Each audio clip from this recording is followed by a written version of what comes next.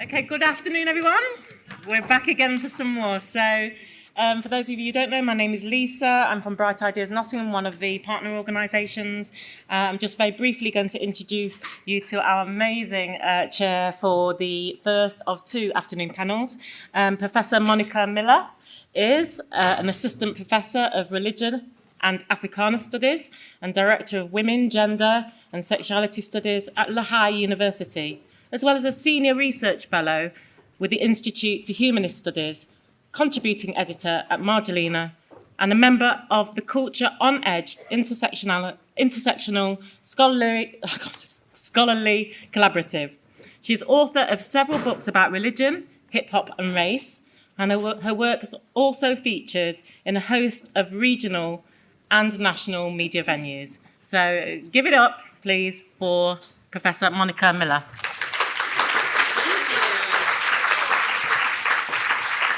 Good afternoon.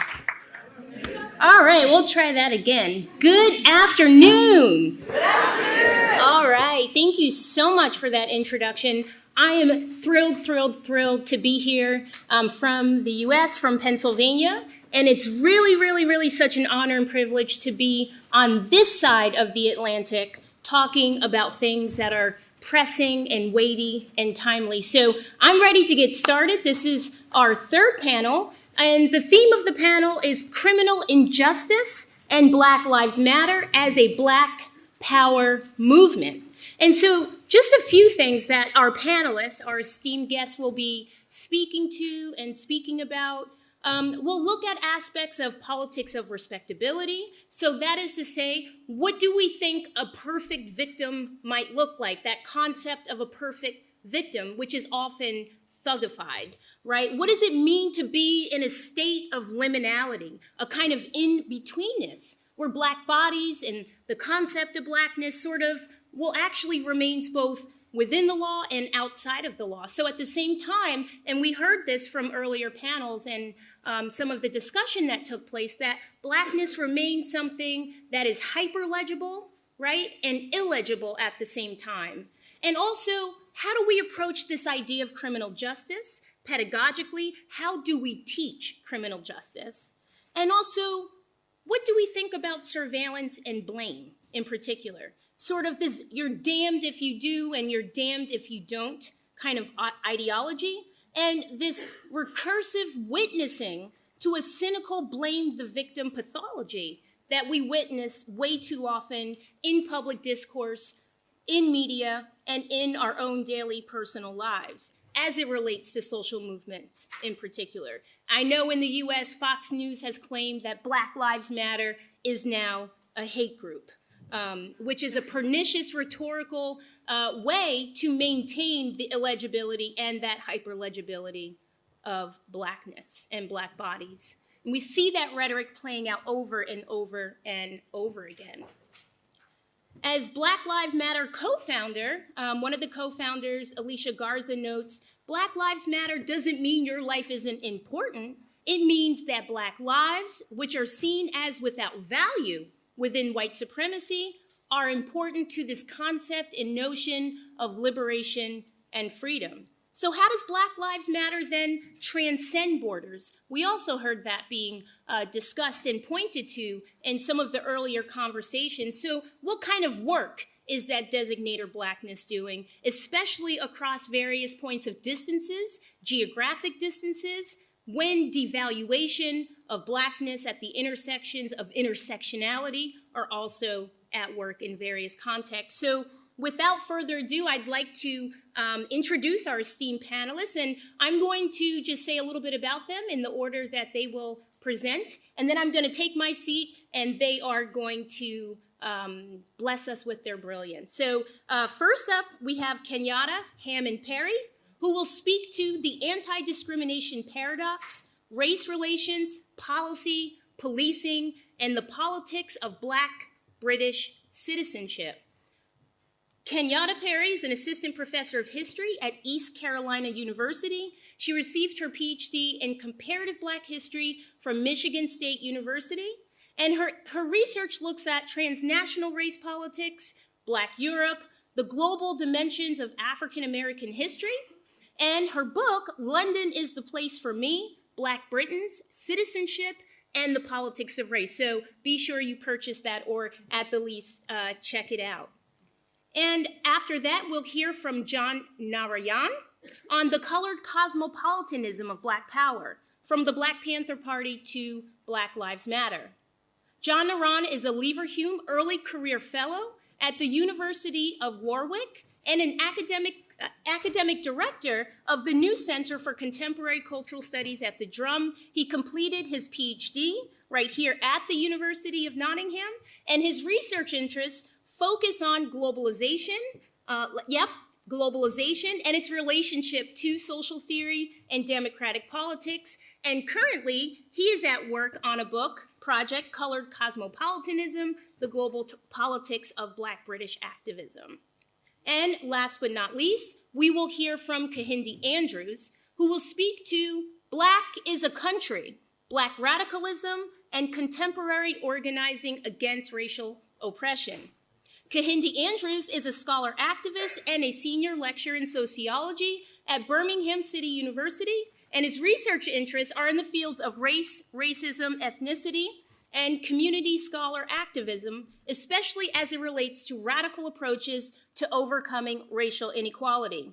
He recently published the book Resisting Racism, Race Inequality, and Black Supplementary School Movement, and also has a forthcoming project, Blackness in Britain. You can read more about our esteemed panelists online and also in their bios, which are in the conference materials. But without further ado, we will hear from our first panelist, and I'm really looking forward to a robust, exciting, and cutting-edge Q&A, question and answer. Thank you. Thank you for that introduction. I'm really excited to be here and participate in this really important conversation. So what I'm going to try to do is kind of give a little bit of a historical take. I'm a historian, and so I like to sort of place things in historical context. Forensic evidence indicated that 29-year-old Mark Dugan did not have a gun on his person before an officer with the Metropolitan Police fired a fatal gunshot into his chest on the 4th of August, 2011. However, results from an official inquest into the shooting issued over 2 years later ruled his death a lawful killing. But well before legal debate about whether or not officers had a reasonable belief that Dugan posed an imminent threat as he exited a minicab blockaded by police, his family and those within the North London neighborhood where he resided took to the streets in protest, demanding justice and expressing long, simmering tensions between police and Britain's largely working-class Black communities. For over a week after images of his slain body began to circulate alongside conflicting news stories, some of which suggested that he appeared to surrender before he was shot, residents in Tottenham demonstrated outside the local police station and participated in a grassroots insurgency that resulted in damage to public property, looting, violent clashes with police, and the destruction of homes and local businesses. As the unrest continued, in an interview with a BBC reporter that quickly went viral, longtime activist and journalist Dorcas Howe challenged media depictions of the uprisings as riots. He insisted that the violence was not shocking, given that police had, quote, been stopping and searching young Blacks for no reason at all. And from his view, the violence was symptomatic of their frustrations and further proof that of his own sense that, quote, something was going seriously wrong in this country. Observing the events occurring in Tottenham with a lens sharpened by the experience of living as a Black man in London for over 50 years, unlike the white female commentator who accused him in the interview of not being a, quote, stranger to riots, Howe understood that what was happening in the streets of London and in later Liverpool and Birmingham was the product of, quote, so many moods and moments. During the course of his exchange with the newscasters, one of the moments that Dorcas Howe urged the reporter and his wider television audience to recall was the mass insurrection in Brixton that occurred 30 years before, resulting in eerily familiar scenes of burned buildings, violence, heavy policing, and street protest. In the months before the eruption of mass violence in Brixton during the spring of 1981, in response to a targeted deployment of infamous stop and search laws, Howe had been at the fore of local organizing in South London to highlight anti-Black violence, discriminatory police practices, and an overall lack of confidence in law enforcement by Black Britons. On the 2nd of March, following the tragic deaths of 13 Black youths in a house fire in New Cross that many believed was racially motivated, Howe led a Black People's Day of Action that attracted thousands of demonstrators who took part in a 17-mile trek to Hyde Park.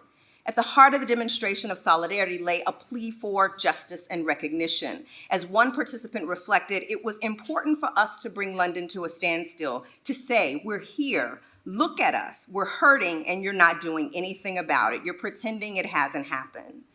Coupled with his reference to Brixton in 1981, Howe's BBC interview also implicitly recalled confrontations between Black Britons and the police that resulted in his own arrest as part of the Mangrove Nine in the 1970s, those that spurred violence in Handsworth and Broadwater Farm in 1985, and those that resulted in the deaths of David Alawali, as Professor Saunders reminded us this morning, Cynthia Jarrett, and Dorothea Cherry Gross. Essentially, in that interview, Howe used the platform of the BBC to argue that the violence precipitated by Dugan's death was intimately connected to a history marked by the state's inability to safeguard the rights of Black British citizens. Although the infamous Scarman report, issued after the 1981 Brixton uprisings, brought greater national visibility to issues of race, violence, criminal justice, and policing, only with the publication of the McPherson report following the 1993 murder of Stephen Lawrence did the nation as a whole experience a moment when the state, in the form of the Metropolitan Police, was publicly indicted for institutional racism. And according to that report, which cites the definition of institutional racism offered by Stokely Carmichael and Charles V. Hamilton in their treatise Black Power, the Metropolitan Police as an organization had collectively failed to provide an appropriate professional service to people of color, because of their color, culture, or ethnic origin. In the aftermath of that report, state agencies, including the police, prisons, and health services, eventually became subject to extensions of the Race Relations Act. But one of the things that my comments today want to showcase is the extent to which the findings of the McPherson report only reiterated a long-standing historical refrain emanating from Black people in Britain about the chasm between their expectations of racial justice, full citizenship, and belonging on one hand, and the realities of a British state unwilling to and or uninterested in affirming and guaranteeing their rights on the other. With that in mind, as we pause to reflect on 50 years since the passage of the first national public policy explicitly addressing racial discrimination, the Race Relations Act of 1965, a move that also acknowledged the existence of racism in a nation that I would argue in some ways still shrouds itself in a post-abolitionist mystique of anti-racism, I'd like to try to focus attention on some of the political work that occurred among Black and anti-racist activists who were actually following in a tradition of Black activism in the UK by drawing attention to policing as a site of anti-discrimination, race relations policy reform as a type of political practice of citizenship. In particular, the remainder of my remarks will briefly revisit some of the organizing done by the Campaign Against Racial Discrimination, or what's better known as CARD, and the West Indian Standing Conference in response to the passage of the Race Relations Act of 1965. And I'm really interested in how these two organizations insert policing into a public discourse about the structure, content, and intent of anti-discrimination policy in Britain during the late 1960s. I argue that by focusing attention on policing as a site of anti-discrimination policy reform, these organizations cultivated a type of anti-racist politics that implicated the power of the state as a provocateur and a conduit of anti-Black racial violence. In doing so, these organizations followed in a historical trajectory of Black activism, one that I believe that the current Black Lives Matter movement is also engaged, that sought policies that affirmed Black citizenship and accounted for the ways in which the state remained complicit in fomenting the very practices of anti-Black racism that it purportedly sought to regulate through race relations policies rooted in the expansion of equitable access to employment, housing, the consumer marketplace, and public resources. So ultimately, some of those early public policies around race relations sort of set up these race relations commissions that are coming out of the state, and it makes the state sort of an arbiter of individual complaints, but it never critiques the state itself. Ultimately, it would be the failure then to enact anti-discrimination policies in regard to policing, criminal justice, and the organization, use, and abuse of state power that simultaneously affirmed Black citizenship and acknowledged that Black lives indeed mattered, that would in many ways haunt the nation through the deaths of individuals, including Mark Dugan, and in the day-to-day disparate impact of the carceral state, which one of my co-panelists wrote a brilliant piece about most recently in The Guardian, that continues to produce higher rates of surveillance, suspicion, search, arrest, indictment, and custodial sentences for Black people in Britain, and defines the condition of Blackness in the US and throughout the diaspora. So I just want to sort of turn briefly to the history. At the opening plenary of the 1945 Manchester Pan-African Congress meeting, in a session titled "The Color Problem in Britain," Peter Abrams, a delegate for the International African Service Bureau, recounts a story in which police arrested colored and white men on gambling charges. As a result of their arrest, Abrams explained that the colored men received fines and imprisonment following their convictions, while their white counterparts completely avoided criminal penalties and were simply warned, quote, not to associate with colored men. So in doing so, even at that Manchester Pan-African meeting, when they're talking about the color problem in Britain, they're inserting this narrative about the problem of the carceral state and in particular policing.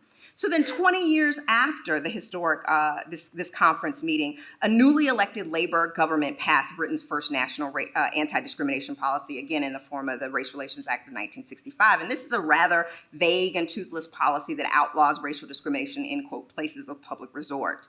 Although the purview of the Race Relations Act was narrowly conceived, ignoring the critical arenas of housing, education, employment, and the consumer marketplace, one of the key components of this policy included the establishment of a National Race Relations Board tasked with receiving and mediating discriminatory complaints. Much of the pushback for the inclusion of such a mechanism came from the advocacy work of a newly formed anti-racist organization known as CARD, formed through the organizing efforts of a Trinidadian peace activist by the name of Marion Glean on the heels of MLK's historic address at St. Paul's Cathedral in 1964. CARD aimed to become a national advocacy organization powered by and empowering to the collective voices and interests of Black and Asian communities in Britain. Marion Glean had originally hoped that CARD would devote its early organizing and mobilizing to support, building support at the grassroots level within these communities. But because of the timing of the proposal of the Race Relations Bill, the organization shifted the trajectory of its mobilizing efforts, recognizing the weakness of its bill, and really set out to try to put flesh on what they called the enemy by documenting on a case-by-case basis both the existence of and the specific nature of anti-Black racism in British society. Inspired by the work of SNCC activists and organizers during a Freedom Summer in the United States, CARD's, quote, summer project sent 3 teams of field workers to Manchester, Southall, and Leeds for 1 month to test individual businesses and agencies, conduct interviews, and observe conditions pertaining to race relations. In the spring of 1967, CARD then brings these results to this newly formed Race Relations Board, and it's a sort of culmination of reports over the course of a year. And most of the reports sort of deal with issues involving employment and the housing market. However, the report also included a few very detailed cases about alleged police bias, misconduct, and brutality. In one complaint, a woman described as British by nationality, Grenadian by origin, challenged that she was unfairly prosecuted for police assault after a violent encounter with a local white man who attacked her after she had apparently chided his 11-year-old son for bullying, quote, 3 small colored children. The woman reported that after a bystander called police, the man continued to hurl verbal and physical assaults as the police restrained her. When she attempted to break from the police as her attacker, quote, rained blows on her face and stomach, she fell to the ground and was later charged with assault on police and taken into custody after one of the officers claimed that she bit him. Even though 2 eyewitnesses to the attack on the woman and her encounter with police offered statements in support of her version of events indicating that she had not bitten an officer, her attacker was not charged and was instead brought in as a police witness against her. While her attacker remained uncharged, despite uncontroverted testimony that he had assaulted her and, quote, used foul and abusive and racist language towards her, magistrates fined the woman 16 pounds for the crime of assaulting police. In other accounts submitted about police misconduct, complainants reported sustaining injuries after violent encounters with police on the streets and at precincts. In one case, a man who was identified as British by nationality, Jamaican by origin, described his arrest on trumped-up charges after he apparently failed to cooperate after a drug raid where police allegedly threatened to plant drugs on him. Invoking popular stereotypes associating Black men with drug crimes, the detective warned that it would be difficult to beat the drug charges because, quote, the magistrate knows that all colored men are supposed to have drugs. While it is unclear if CARD had a long-term strategy for pressing for reforms in the arena of policing and criminal justice, an issue that had long been a part of Black activists' demands for citizenship and social justice, at the very least, the inclusion of complaints regarding police designed to for expanding the purview of anti-discrimination policy no doubt helped to reinforce the connections that Black people knew all too well between anti-Black racisms and the path to criminalization, police brutality, incarceration, and legal disenfranchisement. So I'll turn quickly to the West Indian Standing Conference. And sort of in contrast to CARD, the West Indian Standing Conference takes on a media profile that positions itself as a type of explicitly pro-Black organization with a confrontational posture that was most clearly articulated in its suspicion of the political establishment, white liberal patronage, and this is done particularly in contrast to CARD. As they begin to coordinate their responses to a 1965 white paper that set out to establish the Race Relations Act and extend the provisions of the Commonwealth Immigration Act of 1962, a policy that Claudia Jones refers to as legalized apartheid, they continue to protest and lobby government officials on behalf of West Indians and other racialized communities against the Ministry of Education's proposed quotas for migrant children in public schools, vicious and unprovoked racial violence, and malfeasant policing practices. On the issue of racial violence and policing in particular, a delegation received by the Home Office led by the West Indian Standing Conference stressed what they believe to be the mutually constitutive relationship between the two. In urging the Home Office to investigate the rising number of assaults, similar to the critique offered by Black activists in the wake of the 1959 death of Kelso Cochrane, the delegation insisted that individual attacks were directly related to the inadequacies of police protection for Black Britons and other populations of color. Furthermore, in making a case for government intervention that directly implicated the power of the state in compromising the citizenship rights of Black Britons, the delegation also highlighted allegations of violence occurring at the hands of police and proposals for discretionary police registration for Commonwealth migrants that would no doubt disproportionately subject Black and Asian migrants to police surveillance, regulation, and criminal justice.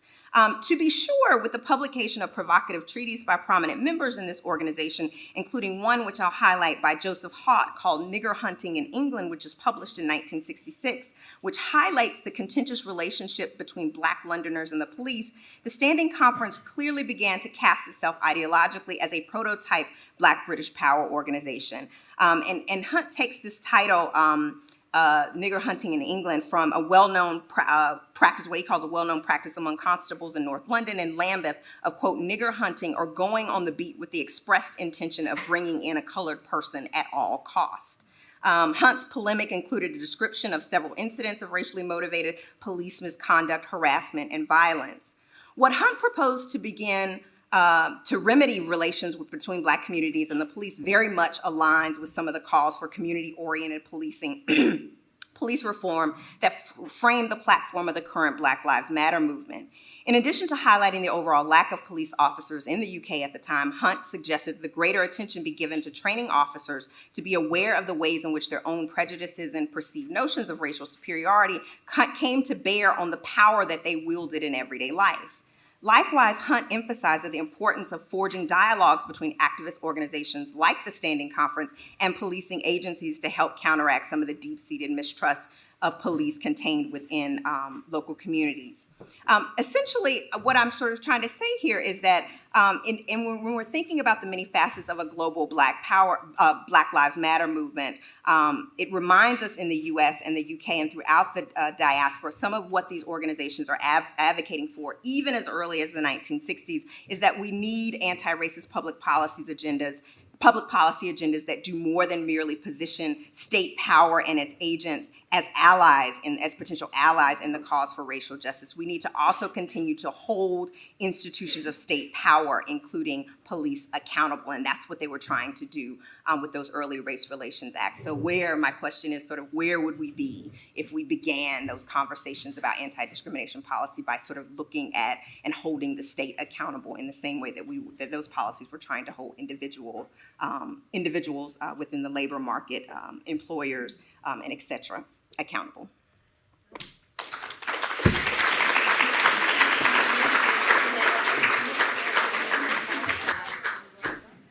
Thank you so much to Dr. Kennetta, and I want to thank my good friend and colleague, Dr. Natanya Duncan. I mispronounced Kennetta's name. Thank you so much for that thought-provoking paper. And next up, we have Dr. John Narayan. Okay, cool. Okay, so what I'm going to do, I haven't got anything pre-prepared. I just go through, I have a lot of pictures, right, which might say a lot about my presentation.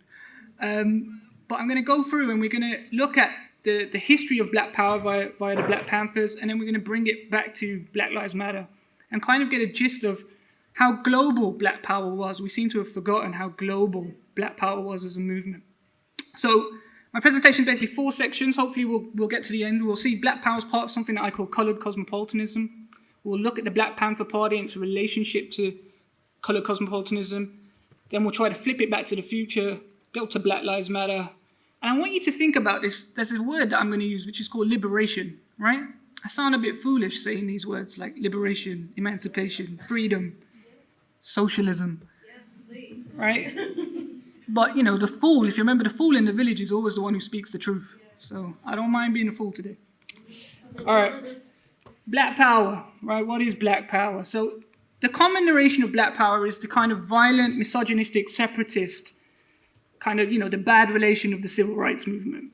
What I want to say is actually there's an alternative history, an alternative memory to those practices and to that history. And actually you find that Black Power arises within the civil rights movement and goes beyond the civil rights movement when the civil rights movement kind of fails in what it wants to achieve. And if you look at people like Marcus Garvey, the Nation of Islam, Malcolm X, Robert F. Williams, you'll find that Black Power was very much alive before Black Power emerges in 1966 with Stokely Carmichael's famous statement, right? And so I'm going to pitch the idea of liberation against civil rights movements because that's what Black Power for me is. It's the promise of what civil rights doesn't deliver. And what we'll find is actually that this is linked to a global phenomenon. So this is something I call coloured cosmopolitanism. These people should be known to you. If they're not, you should go and pick up a book. I'll go through that. That's Nehru, Nkrumah, Nasser, Sukarno. Who's the last one? Tito. That's one, man. That's old school. Old school. All right. So that is coloured cosmopolitanism. Is the rise of what I call the Third World Project. This is the decolonial movements that arose in the mid-20th century. They are very powerful global movements that re-articulated the concept of the human, which at that point had only been allowed or given credence to white people, right? So you have the brown, the darker races, the darker nations arising and saying, we are humans, let us in. And it pivots around 3 kind of core components of this decolonial movement, which is bread, peace, and justice. Bread is the new international economic order that the darker nations would argue for. Peace was the non-aligned movement.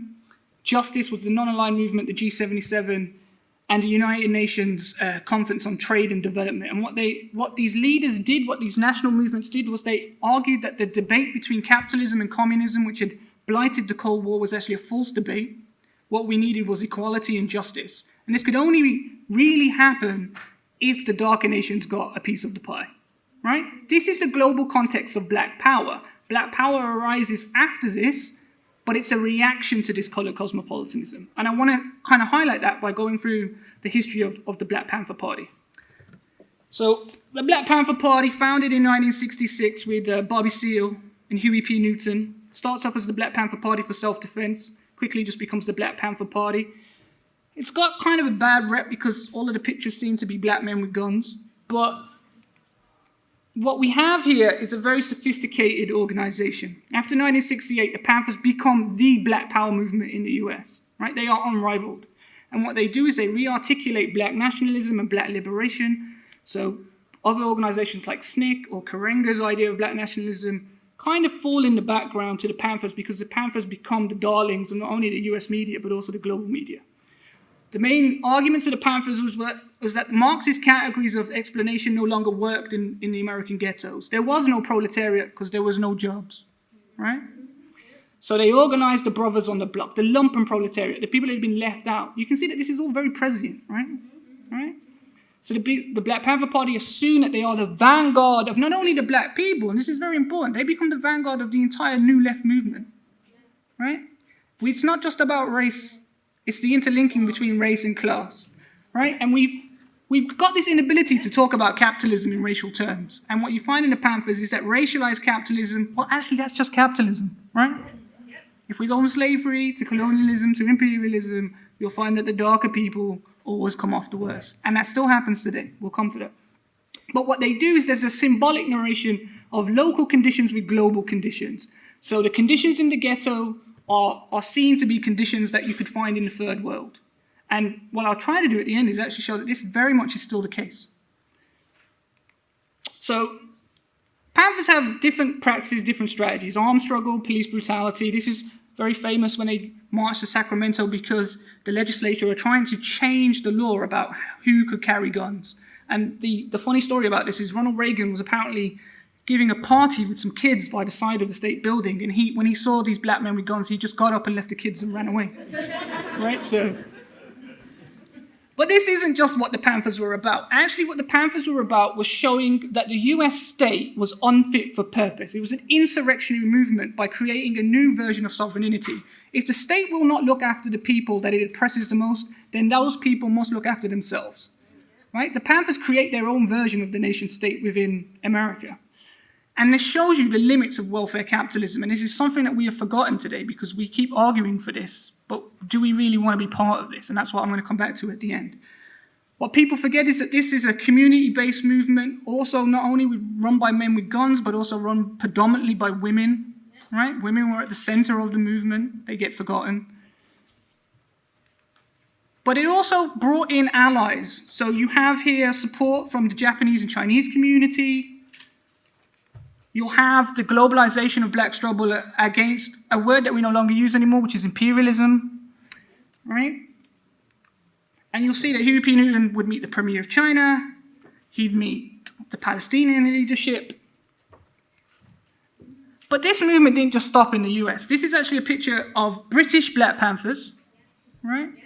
Who are also took on Black Pantherism, if I can coin that term. But it didn't just stop in the UK. These are the Dalit Panthers. These are Dalits in India, the Untouchables, who took on the ideas of the Black Panther Party. These are the Polynesian Panthers, who also took on the ideas of the Black Panther Party. And what unites all of these movements is the sense that, if I can flick next, is that national independence and civil rights, legalistic solutions to racialized problems of capitalism, both at home and abroad, don't work. Right? That's why you get Black Panthers in the UK after the passing of the Racial Discrimination Act. Right? We've been celebrating 50 years of it, but most of the activism that we all love and talk about happens after it. There's a reason, right? Because the law, the state cannot codify an environment that will solve these racialized problems. Right? Well, all of this kind of goes astray. Right? The Panthers unravel. I'm gonna really just jump history here, but there's internal problems to the Panthers that everyone talks about. No one talks about the external problems, which is where the US state attacks the organization and destroys it. The counterintelligence program basically destroys it.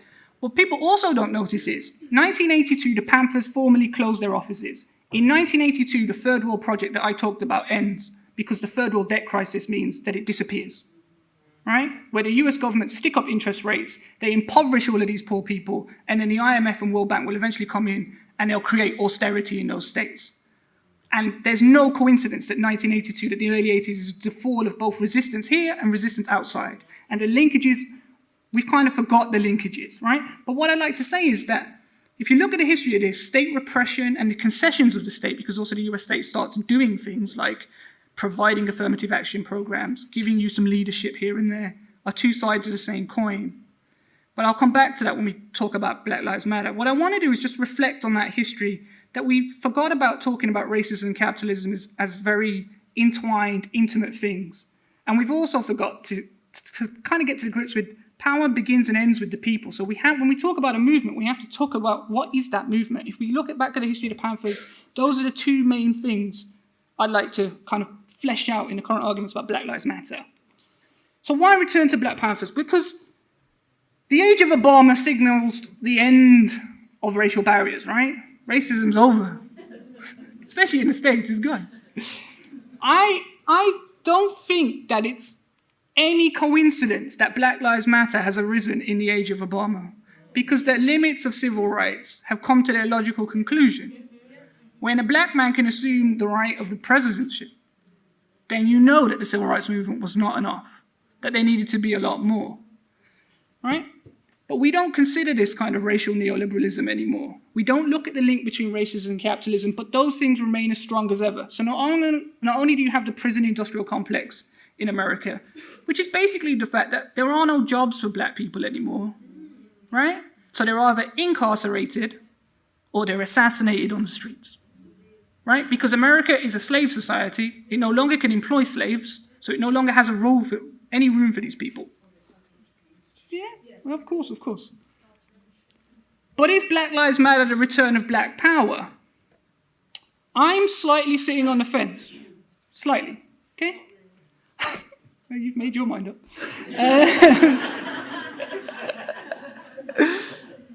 I do think there's elements to Black Lives Matter that appear to have learned from Black Power and the Black Panthers, right? So we have, if you read Huey P. Newton, who is the most under-analysed, underused figure of the 20th century radical black thought, especially in terms of Marxism. White Marxists don't even know who he is.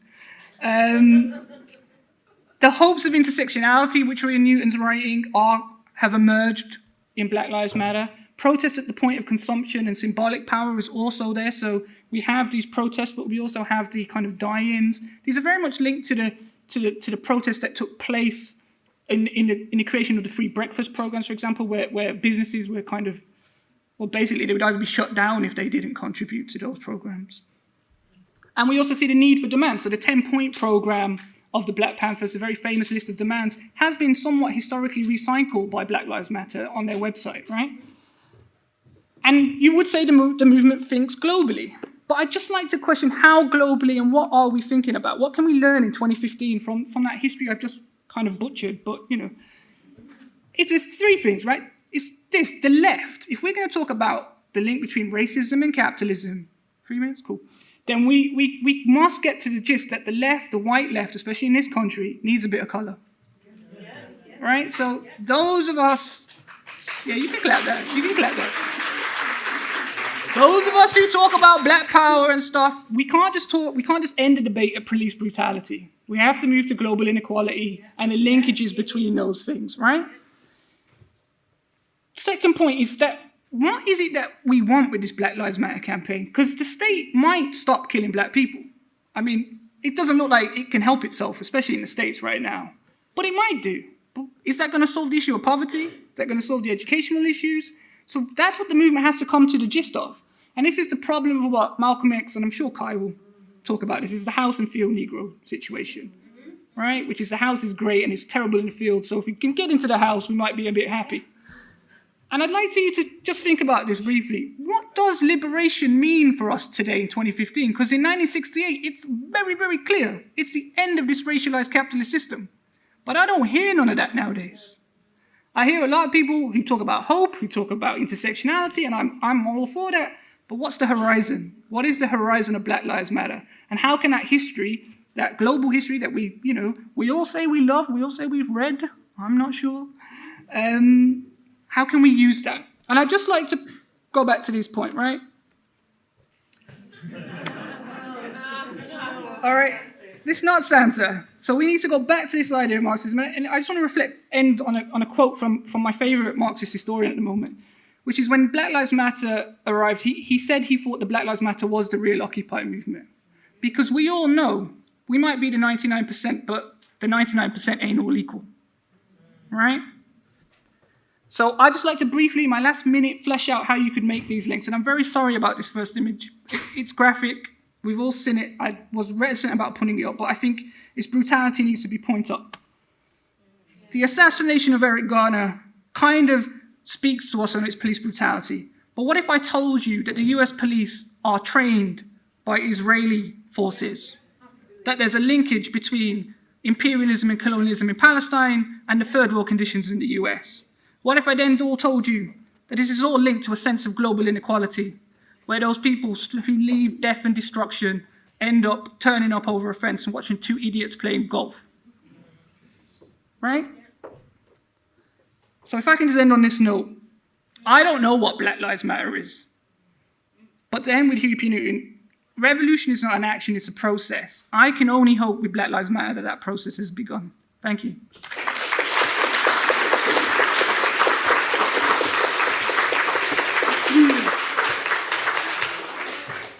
As we would say in Black church, my. I think this Q&A is going to be very exciting. And I think we're going to ask important questions and also challenging questions. And so far, very challenging and critical questions have been raised. And so last but not least, Dr. Kehinde Andrews up next. And just keep in mind that we are also, I know we're live streaming, so if folks watching in have questions, maybe to start formulating questions on Twitter.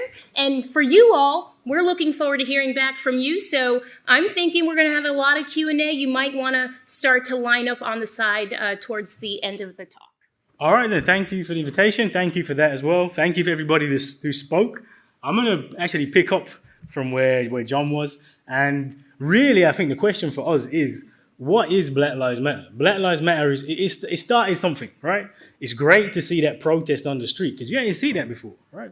One of the things you think about Black Lives Matter is the things that we're protesting aren't new things. I mean, the police have been shooting black people in America since there have been black people in America, yeah? So the question is, why is it that this is emerging now? And it's great that it has emerged, but at the same time, we have to be, I don't want to say critical isn't the right word.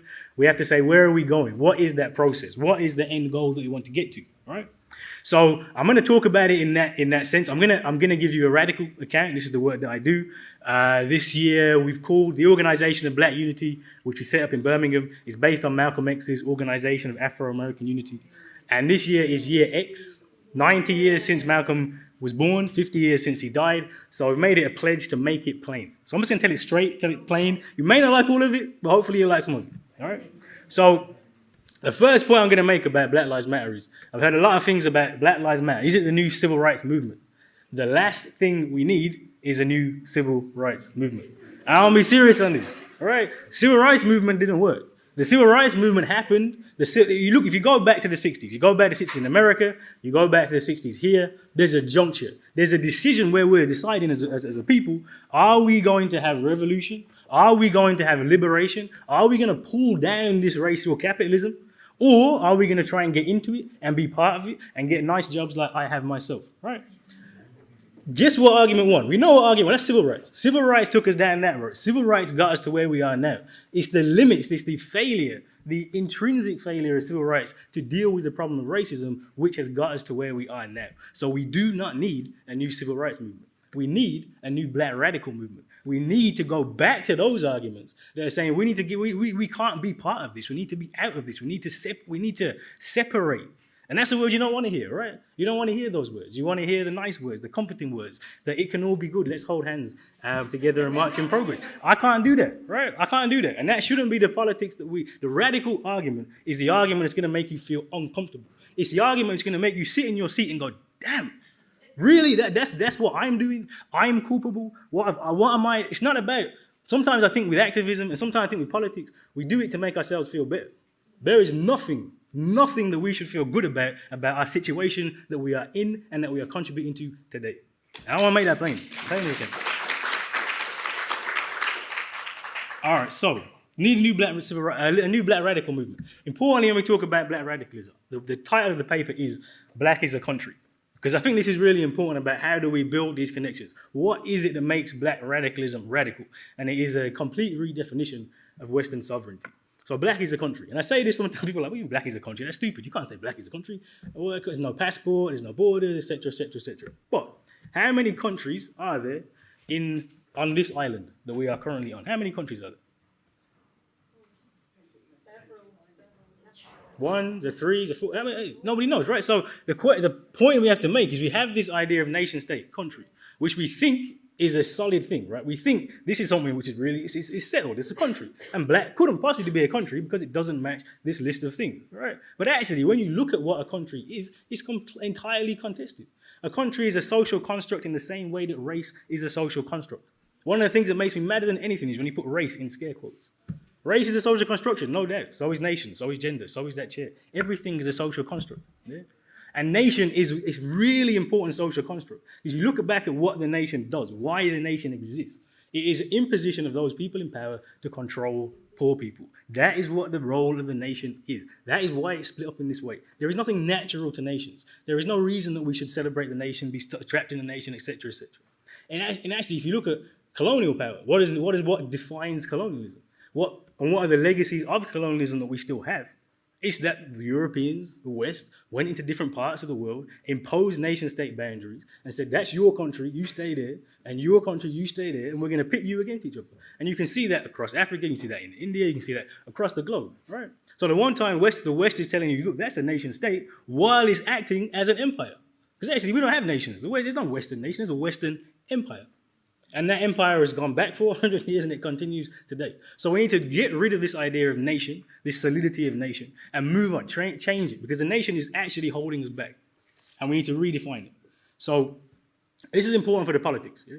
Because the politics are civil rights, and our politics is often wed to the nation state. It's often about, well, how do we get more representation in Britain? How do we get more people to get 5 GCSEs in Britain? How do we stop the British police from killing us, right? That's not the problem. Britain is a problem. The nation state of Britain is a problem. The nation state of America is a problem. But our problems aren't national problems. They're articulated here, but they're not based here. So that's why you see the same thing happening here as you see happening in America, as you see happening in the Caribbean, as you see happening across the globe. Yeah? When you limit yourself to the nation state, you're limiting yourself to the terrain which the power structure has set up. Right? If we act as people in the nation state, we are not acting globally. If we are not acting globally, we will never solve the problems that we face. Right? And this goes back to Malcolm X. Malcolm X said, oh, back in the day, Malcolm X, Year X has cleared up some misconceptions. Malcolm X is not a civil rights leader. Malcolm X is probably the fiercest critic of civil rights ever seen. And Malcolm savages civil rights. So civil rights can't get you anywhere. It gets you second-class citizenship. And actually, and this is what it does. Actually, look, go back, listen to Malcolm X. I've been listening to Malcolm X a lot this year, more so than usual. Yeah? And it's literally like prophecy. Malcolm said, look, you do this, this is what's going to happen. You're going to have some people are going to get in, some people are going to do very well, the vast majority are going to be locked out. The system of oppression, racial capitalism, can never produce equality for black people in the same way that a chicken can never lay a duck egg. Right? It's impossible. It can't happen. It's not in this constitution. Yeah? So if you go down this route, some of you will get in the House Negro, some of you will do it right, most of you won't, and you'll get second-class citizenship. If that's not what's happened over the last 50 years, I'm not sure what's happened. Right? But the nation's important to how he says this. So he says, whenever you're in a civil rights struggle, you are confining yourself to the jurisdiction of Uncle Sam. And you have to internationalize the struggle. It isn't about what happens here, it's about what happens across the globe. So in terms of connecting into radical politics, in terms of the new black radicalism, it has to go back to the black nation. That is what makes black radicalism radical. Because it says there is a black nation. Forget nation-state boundaries, forget Britain, forget America, forget Caribbean, forget these different conglomeration states in Africa and across the world. It's the black nation. And that black nation is us. That's the connection of us, African people, African descent. That's the nation. That's the base. That's what we are. A nation which cuts across all those borders and connects our lives and our struggles into the other struggles of black people. All right? This is why blackness is really important. Blackness is this concept says, look, the color, this is the thing that we have. This color, the way I look, the way my hair is. That's the thing that connects me into those pictures that Joshua had up before. Right? We look at the extreme poverty of people in Nigeria. You look at the deaths that happen. You look at that kind of poverty we just don't see. It's the color of it. That's what connects us into it, which is why it's black, which is why blackness is also really, really important. And we build our politics on that union, on that nation, which connects us as a people, and we move together as a people. Right? So it isn't just about the national situation is important, but it's not the most important. Now, the Universal Negro Improvement Association, Marcus Garvey, probably one of the most underrated people, full stop. Marcus Garvey built an organization of 5 million people almost 100 years ago. 5 million people. No Facebook, no Twitter. They have a phone. You might even have a phone. We have 5 million people, 50 countries across all of the diaspora, and built this organization. That's radicalism. That's that global black nation saying actually our problems are solved together, and we will fix them together. We can't fix them any other way. Right? If you go back to Malcolm, there's a lot of Malcolm in this talk. Key one thing you want to remember is he says you're not an American, you're an African in America. And you ain't British. I know people like say, look, we're British, we're part of here, we've been here. No. We are in Britain. We were born, the one thing you have to think about with Britain is because we sort of voluntarily, a lot of us have either moved from the Caribbean or moved from Africa here. Sort of voluntarily. I remind you that we're only in the Caribbean because of slavery. So it's not really voluntary at all. And the reason we're leaving Africa is because of the impoverishment, because of neocolonialism. These aren't voluntary moves, right? That's because of racism, right? So we're Africans. We're black people. We shouldn't be embracing the flag and the Britain and the nation. We shouldn't be doing that at all. We should be pulling that down because actually that flag and that nation of Britain is what is oppressing us across the world. So it's about the diaspora. Also, quick note is this isn't narrow nationalism. So you hear black nationalism, which can be very, very, very restrictive. People like Nation of Islam, even Du Bois. Du Bois has this idea about the nation within the nation, particularly in African American tradition. There is this idea that in America, black is the country. If we can organize ourselves and we can get the economy going and we can support ourselves, we can have a nation of black people. That's not radical. That is still America. That's still saying, how do we get access to the American system is to organize ourselves, collectivize ourselves, and then be part of the system.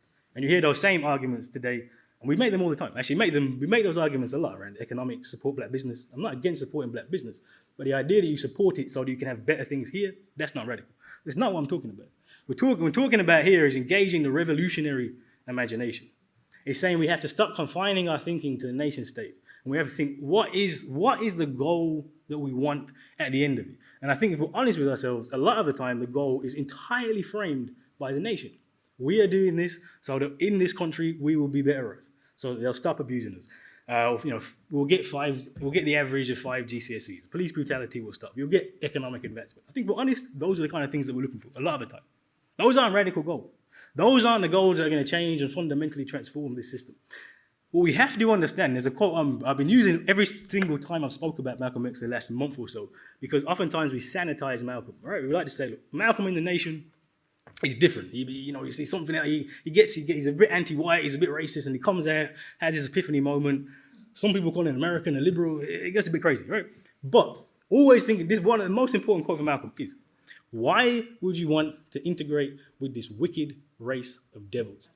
I'll make it plain as I can make it. So Malcolm does, what he changes, when he comes out of the nation, he stops with that individual white devil, etc., which is negative. Actually, it don't really work. You don't want to individualize racism and say that all white people are individual devils. That doesn't actually get you anywhere. But Malcolm changes that slightly. He says, why would you want to integrate into this wicked, white, Western system? That's the key. The key is it's not about individual white people. That's not the problem. The problem is a system of racial capitalism which cannot be described as anything other than evil. A child in this world dies every 10 seconds because they do not have enough food. This is a society, a world that has more food than anybody could ever eat. Yet a child every 10 seconds dies, and that's a lot. That's hundreds of children since we started this day and we end this day. And that is because of this system. So the question we should be asking ourselves is, why are we so desperate to get progress and access into this evil, wicked system which kills hundreds of children a day? Hundreds of black children as well. I just point out a lot of these children in Africa, a lot of these children look like we look. So why are we so desperate to be part of it? Why are we so desperate to be part of it? Desperate to get jobs, desperate to be in it? And this is the radical argument. That actually, if you look at us as a diaspora, if you look at the condition of all of us, don't just look at us here, don't look at us in the West, look at all of us. You will find we are in a desperate situation. A situation which is not tenable and cannot be accepted. But the important thing that's happened as well, as we think about someone like the house Negro and the field Negro, I would say over the last 50 years, what's changed is it's not about the house Negro being middle class. It's about all of us here being a house Negro. It's about all of us here being a house Negro. We've all in a little bit, right? We get the benefits, we get housing, we're all right. Our conditions here, as bad as they are, I'm not saying they're wonderful, are a million times better than the conditions you will face if you're black in other parts of the world. We in the house. We part of the house. We are directly responsible for the deaths of those children. This is what I'm saying about not being comfortable, right? If all we're doing is arguing for better treatment here, we may as well be killing them ourselves. I don't know how else to say it. I don't know how else to put it, because I think this is how we need to understand it. Yeah? We have to be fighting the politics for those. We haven't done that? Minute. Coming to them. All right. So we have to have a politics for the oppressed, for the masses. And if we talk about the black nation, the global black nation, this is when then we can do it. And then we say, actually, it's about overturning the system of capitalism. It's about a revolution. And this is the challenge for Black Lives Matter. I don't know what Black Lives Matter is, like John was saying. But if it can connect into that global black nation, if it can start to make these arguments and articulate it, if we can do that, we can actually build that black collectivity, that idea of the nation, and transform the politics. But the other thing I'm going to end on here is this isn't me saying this as from the side, saying, look, Black Lives Matter, fix up, do something better. No. It's our responsibility to get involved in it and to shape it. People are out there on the streets and they are protesting and they are angry. That didn't happen 10 years ago, really, right? So it's our responsibility to get in it, to be part of it, and to move it to that position. And it's our responsibility to commit what Newton calls revolutionary suicide. Thank you so much. We are going to go straight into question and answer. So For those that have questions, please line up on either side where the microphones are. If you need to take a break, please take a break now. We're going to go straight through into the next panel after this. We have about 10 or 15 minutes for Q&A, so please try to keep your questions as brief as possible. I mean, I like the tone of the last speaker in terms of Black nationalism, Pan-Africanism, and Black people as a nation. I think that is quite interesting. What I will say is that I have been living in this country for 50 years, over 50 years, and there's only one passport I got, which is a Trinidad and Tobago passport, never a British passport. That's the first thing. The second thing I will say, because I'm going to go on to this other point, is that Africa has been Islam before it's become Christian, right? I'm sorry, could you just... Yes, I will, okay. I'm making the point that he is coming to, because, and I will make reference to religion in terms of Jones, a guy they called from America, a white chap in America that took over 1,000 Black people from America to Guyana and poisoned them all. That's the first thing, yeah. The second thing is that there was an issue in Waco based on religion, again, this by the white man also in the 80s had set them all afire when the American people do, and you should know about this stuff. I'm sorry, yeah? sir, respectfully. I will ask We're really short on time. Yeah, if you could just yes, succinctly... I will ask the chap that is speaking, what's the way forward in terms of Black people, African people in the future, in terms of how they should develop?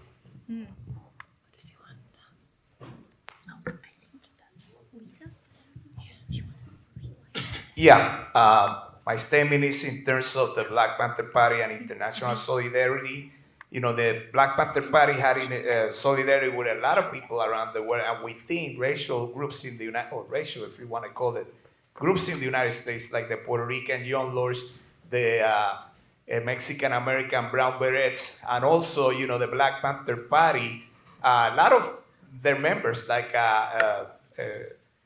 some of Robert F. Williams, which not was a Black Panther Party member, but he certainly was a civil rights radical activist, got refuge in Cuba. And some of the Black Panthers got refuge in Cuba. And Assata Shakur currently is in Cuba. Mm-hmm. And, the Black Panthers have solidarity with the Vietnamese fighters, and other, the Cubans and others try to establish the organization, the Tricontinental Organization for Solidarity, the Asian, African, Latin American Solidarity Organization, which attempted to gather revolutionaries around the world. Could you please comment on that?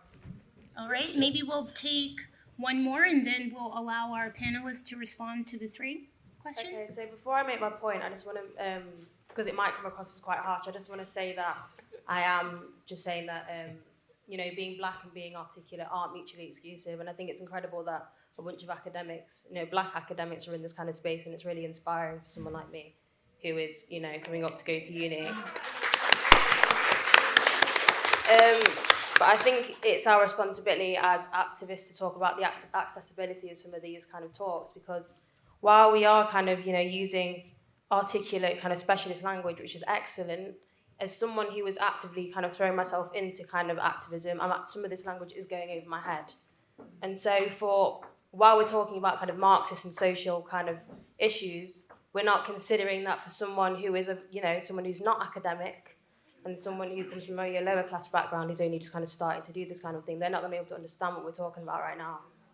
So while we do all this, we actually need to make sure we're practicing what we preach, and we're actually doing this in a way that actually appeals to, people who don't understand this kind of language. And it's our responsibility to kind of create this generational kind of continuity. So. Okay, excellent. Yeah. Thank you so much. And so we have those three questions on the table, and I'm going to allow my colleagues to begin. Racial groups in the U.S., Cuban solidarity, activism, academic activists. Okay, cool. Yeah, the history of solidarity between the Panthers and other social movements in the third world is far bigger than I can present in 15 minutes. And there was a linkage between third world solidarity and resistance in the first world, because essentially first world conditions in the States, and very much today, especially in America, in the American ghettos, basically resembles elements of the third world. I mean, we don't like to admit that, but that's the truth. There are bits of the third world in the first world, in the States, much more so than in Europe, but heavily so. The linkages between third world movements and Black power kind of falls apart as the third world movement itself falls apart. So although the Cubans provide exile for ex-Black Panthers, they don't provide citizenship, because the Cubans became very, very scared of what the US government would do to them if they started basically, part martyring people. I know Assata Secure is not safe in Cuba, not as Cuba liberalizes. So there's a very kind of complex history behind that I probably, we can talk afterwards. On the issue of language, I think that was a brilliant point, by the way. And in 15 minutes, you often fall into this academic language because it becomes your first language. But I want to put some meat on the bones, right? I'll give you an example of what I was saying. Why we need Black thought with left-wing politics is all of us out there are probably all anti-austerity, right? We hate austerity. But what if I told you that most people's anti-austerity simply wants to create the status quo of a European welfare state that still depends on the imperialism in the third world? Most of our doctors do not come from the UK, right? If you look at Sierra Leone, it sent about 100 doctors to the UK. It's just had an Ebola crisis. So whilst we all want to save our NHS, do we want to save Sierra Leone? These are the things that Black thought can help bring to the conversation, which doesn't really normally come into the conversation. So, thank you so much. And colleagues, would you like to also offer something? Briefly sort of like to speak to that last comment, which I thought was just right on point. At the end of the day, again, even sort of thinking about these questions around the state and the policy and all of that kind of stuff, I think about the case in South Carolina and the US and, these instant calls for, investigations by the Department of Justice. But at the end of the day, you have to tell the story that the Department of Justice is also, the agency that's also funding school resource officers. So like the state, again, over and over and over and over again, is sort of part of the problem. And I think when we're having these conversations, it is about sort of putting, again, flesh on the bones in the sense that putting everyday lived realities, lived experiences, and connecting that, because that to me is something that sort of permeates in a way that sort of our academic jargon sort of limits us in some way. So I just really appreciate that comment. And in answer to the first question, I'm going to quote Malcolm. You'll hear this a lot from me. They don't hang us because we're Christians. They don't hang us because we're Muslims. They don't hang us because we're Jews. They hang us because we're Black. I mean, it's just simple, right? This is why the nation's important, right? We have to understand that we are a Black nation. We move as Black people. We are connected as Black people. And everything else is important. Is under that umbrella. We need to make sure that that nation is inclusive, but we need to move together as a nation. And when we do that, when we have that unity, we have that connection across the diaspora, that is revolutionary politics. And that is the solution to the problem. That's simple.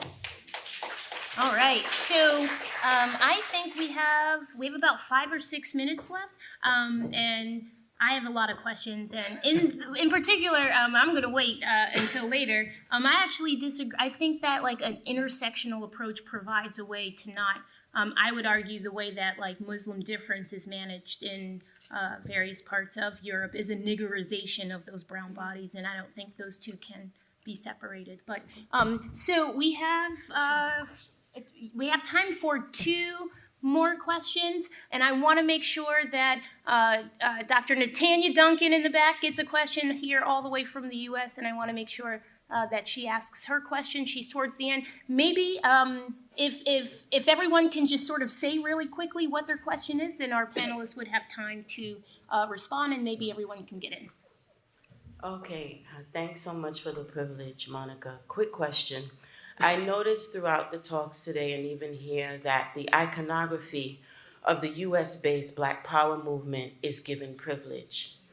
And I'm a little bit confused as to Black power in the global context, if all of the iconography and rhetoric is Western-based, when there were Black Power movements occurring outside of the US concurrently and then subsequently after. How does that help this discourse? Thank you. Okay, we'll take just those two and let our panelists respond. Oh, you're fine. As a Black woman growing up in the U.S., I found it incredibly difficult to talk to my majority white friends about this movement. They think I'm pro-Black, meaning I'm anti-white. So I'm trying to figure out a way to talk to them about this without that aspect of white guilt coming in. Because it's like, I didn't know so much about Black history that didn't start right at slavery that I know now, because you're not taught that in school. So I'm trying to figure out a way to talk to them without necessarily making them feel uncomfortable or making them feel like I am anti-white. Okay, thank you. And we have one more? Do you have a question? Really My quick? question is about policing in this country. There's been a lot of talk in the news recently about how the police aren't representative of the communities that they serve, and that has led to stop and search problems. However, in America, there are cities such as Oakland where the majority of police forces are Black. Does that not paint a kind of bleak future for relations between the police and the Black community here?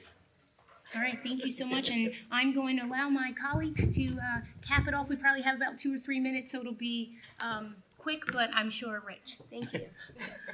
I'll try to begin by starting to speak to the issue of sort of the hypervisibility of U.S. iconography when we're talking about racial capitalism in the specific context of the UK. And I actually think that's a real problem because it papers over, because I do think it is important to understand the specificities under which the conditions of Blackness manifest themselves within the context of the nation state over time. And so part of, to me, the way that the UK is able to sort of sell itself to the world in some ways as a type of anti-racist nation and continue to use this sort of post-abolitionist narrative of who it is in the world and sort of maintain this sort of veneer of anti-racism is sort of the invocation that racism in the U.S. is sort of this U.S. thing that sort of the UK sort of borrows the U.S. Black power, and that all of these things are sort of U.S. imports. And that iconography is something, always sort of looking to have these conversations about race vis-a-vis the United States. And it sort of papers over the specificities of the conditions of Blackness in the UK in very problematic ways. So I really do appreciate that question. In response to that, I mean, the politics that I'm talking about, and the book I'm writing in a minute is the articulation of what is Black radical politics. Often, the big names, so Malcolm X, the Panthers, there's a big iconography in the States. But a central argument I'll make is twofold. One, the tradition includes people across the diaspora. So we're talking about Garvey, you're talking about Claudia Jones, you're talking about, it goes back to Nanny of the Maroons in Jamaica, you're talking about Fanon, you're talking about Nkrumah, Pan-Africanism. Actually, tradition is much, much, much broader.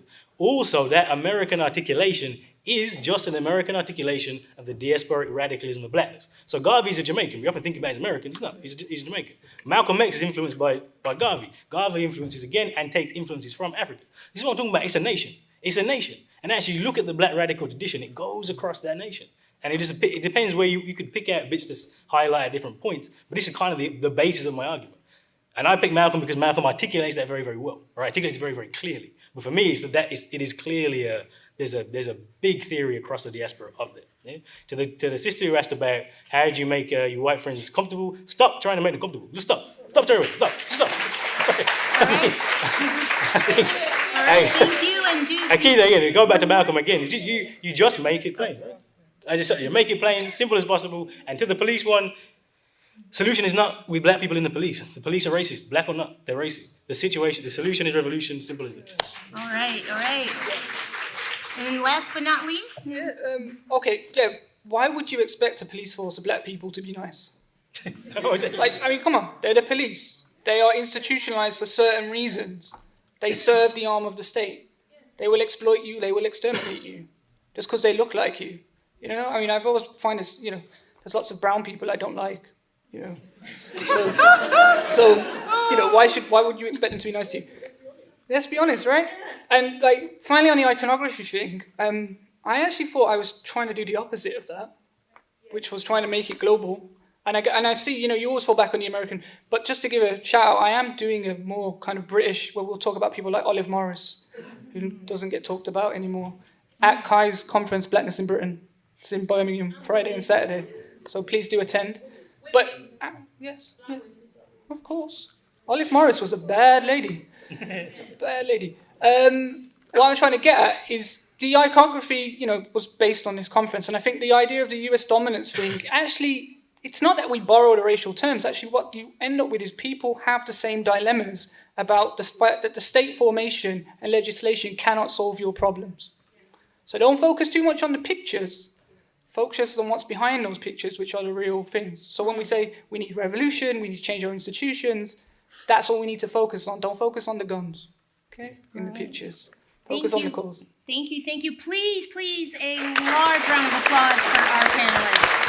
Thank you, guys.